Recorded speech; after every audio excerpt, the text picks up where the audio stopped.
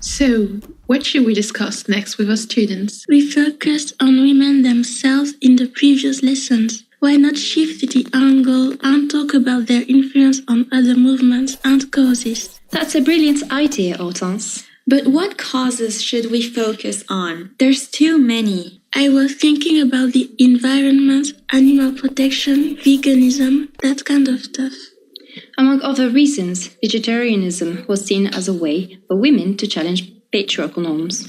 Hortense mentioned veganism, and Kathy, you said vegetarianism. Remind me of the difference again? Veganism is when you completely cut meat and animal products from your diet, including milk and eggs. Vegetarianism only makes you abstain from eating meat, but consuming meat is okay. All right, got it. Thanks. Veganism is more of a contemporary thing. The appropriate terminology back then would be vegetarianism. It's important to note that in 9th century Britain, vegetarianism served as a practical and symbolic tool to characterize nonviolence. They fought patriarchal oppression by making their diet the polar opposite of what it was before. The idea of men being seen as harmful to women and animals started to arise.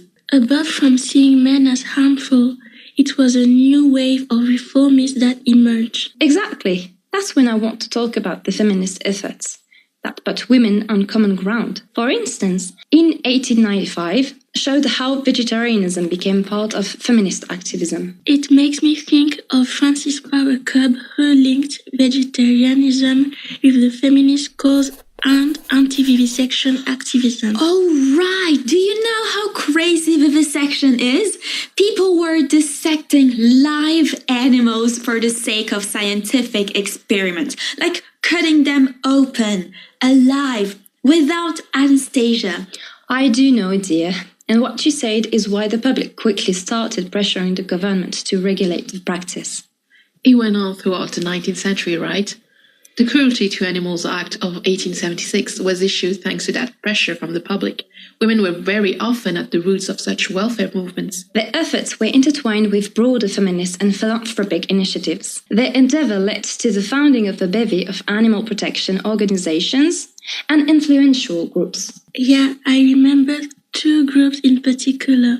The National Anti-Vivisection Society, which was the world's first organization against vivisection, and the British Union for the Abolition of Vivisection. Both were created by Frances Power Cobbe. She sure was a fierce critic of vivisection. Her lobbying contributed to the passage of the Cruelty to Animals Act you mentioned, Sloane.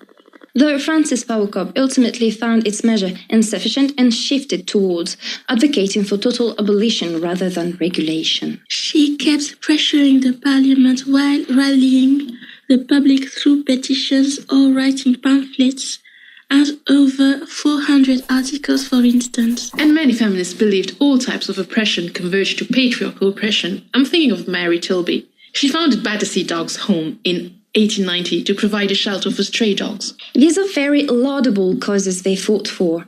But what frustrates me the most is that women activism was often dismissed as overly sentimental or hysterical, with critics on traditional gender roles to poke holes in their efforts. Like the conservative organizations such as the Royal Society for the Prevention of Cruelty to Animals,